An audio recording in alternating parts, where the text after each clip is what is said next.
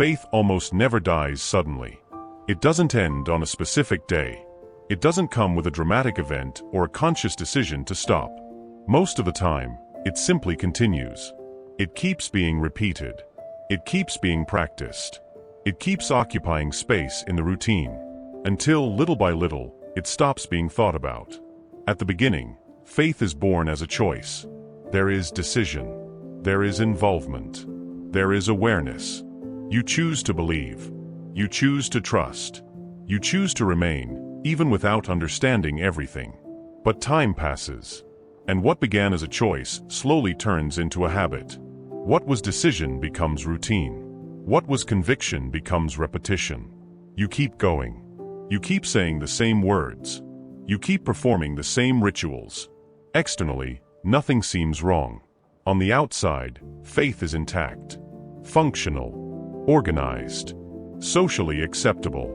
But internally, something changes. Not because you stopped believing, but because you stopped choosing. Faith starts running on autopilot.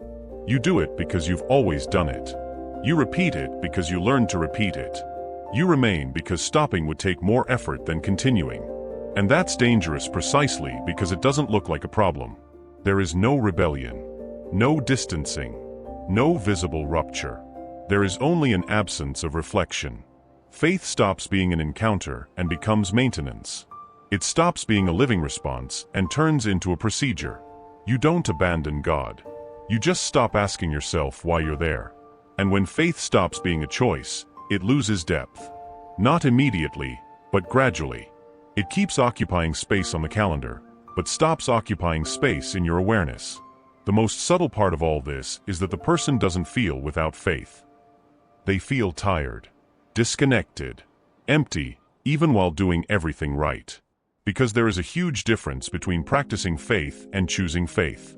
Practicing can happen on autopilot. Choosing requires presence. And when faith becomes just a habit, it starts functioning without you. Without your attention. Without your honesty. Without your inner listening. You keep obeying, but you're no longer involved. You keep following, but you no longer ask where you're going. And this is where many people get lost without realizing it. Not because they abandoned faith, but because they allowed it to stop being personal. The problem isn't that you stopped believing. It's that you stopped choosing to believe. And maybe that's why there's this strange feeling. You still do everything right, but you no longer know why. This is the kind of discomfort almost no one names. Because it doesn't look like a crisis. It doesn't look like sin.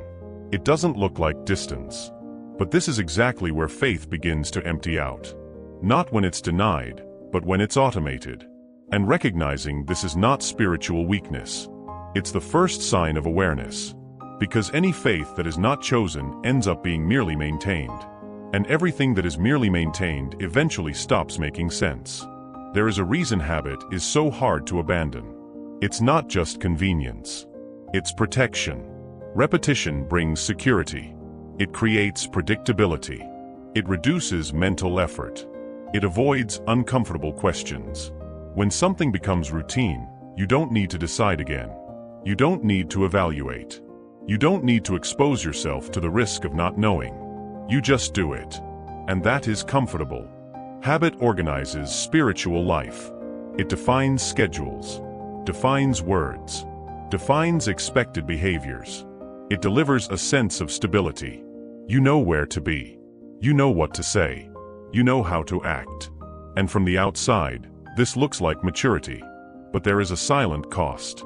The more faith is repeated without reflection, the less it demands presence. You don't need to be fully there. You don't need to be attentive. You don't need to be honest. It's enough to be physically present. Habit works even when you're tired. Even when you're empty. Even when you feel nothing. And that seems like an advantage. Because habit protects from discomfort. Protects from doubt. Protects from inner emptiness. It creates a kind of spiritual anesthesia. You don't have to deal with silence, because there's always something to do. You don't have to face difficult questions, because the schedule is already full. You don't have to stop and think about what you feel, because the flow doesn't allow pauses. And the less you think, the less you feel the need for real presence. Faith keeps happening, but you're no longer fully in it. Habit occupies the space that once belonged to encounter. And this doesn't happen out of malice. It happens out of emotional survival. Because thinking hurts. Questioning exhausts. Feeling emptiness is frightening. Repetition offers shelter. It allows you to continue without confronting, to proceed without reviewing, to remain without choosing again. That's why habit is seductive. It doesn't demand attention. It doesn't require deep involvement. It doesn't ask for radical honesty. It just works. It works even when faith no longer pulses. It works even when the relationship has cooled. It works even when meaning has been lost. And that is exactly where the danger lies. Because something that works without you can also continue without truth. The security of repetition reduces reflection. And the lack of reflection reduces awareness. You keep practicing, but you no longer notice what's happening inside. Habit protects from emptiness, but it also protects from truth. It protects from the truth that something needs to be re-examined. It protects from the truth that faith may be being maintained, not lived. And as long as everything is functioning, no one feels urgency to stop. Habit doesn't demand attention, and that's why it seems so functional. But whatever never demands attention also never transforms. And little by little, faith stops being a relationship and becomes just a system that avoids silence. Not because repetition is wrong, but because repetition without presence ends up replacing what faith is meant to be. And the more comfortable this becomes, the harder it is to realize that something essential is being avoided. There is a delicate point in spiritual life that almost no one likes to face. It is possible to do everything right and still be far away. Not far physically, far internally. Religion can keep functioning even when awareness is no longer present. You pray, but you don't listen. The words come out automatically, without space for silence. There is no attention to what happens after the prayer. There is no waiting. Only execution. You read, but you don't absorb. Your eyes move across the text, but nothing really sinks in. Nothing confronts. Nothing reorganizes. The reading fulfills its role, but produces no transformation. You go, but you are not there. The body shows up. The mind wanders. The heart remains distant. And from the outside, no one notices any problem. The schedule is full. The practices are up to date. The language is correct. The behavior is acceptable. Everything works. That is exactly what makes this state so dangerous. Because when something works without awareness, it no longer demands truth. Faith starts being operated like a system, a set of actions that keep moving regardless of what's happening internally. And this is not new. Biblical texts are harsh toward this kind of spirituality. Prophets repeatedly spoke against empty rituals, against sacrifices without listening, against practices that preserved form but had lost the center. Jesus was even more direct. He confronted people who knew how to pray, knew how to quote texts, knew how to follow rules, but were disconnected from meaning. The criticism was never against practice itself. It was against practice without essence, form without presence, movement without awareness, religion that remains active, but no longer transforms anyone. The problem is not doing. It's doing without realizing why. Because when faith becomes habit, it can survive without involvement. It keeps running. It keeps producing external signs. It keeps looking healthy. But internally, something is stagnant. Awareness is what keeps faith alive. It allows misalignments to be perceived. It opens space for correction. It sustains relationship. Without awareness, faith becomes mechanical. And the mechanical doesn't relate, it executes. This kind of spirituality doesn't confront. It doesn't mature. It doesn't endure over time. It just repeats. And the longer this lasts, the harder it becomes to notice the distance. Because everything keeps functioning. But functioning is not the same as transforming. When faith becomes habit, it doesn't stop existing. It just stops touching what truly matters. And perhaps this is one of the most dangerous states of spiritual life, not declared abandonment, but unconscious continuity. Because emptiness doesn't scream.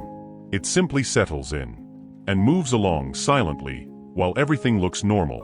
Many people believe they remain in faith out of conviction. But if they are completely honest, they will notice something else. It's not conviction. It's fear.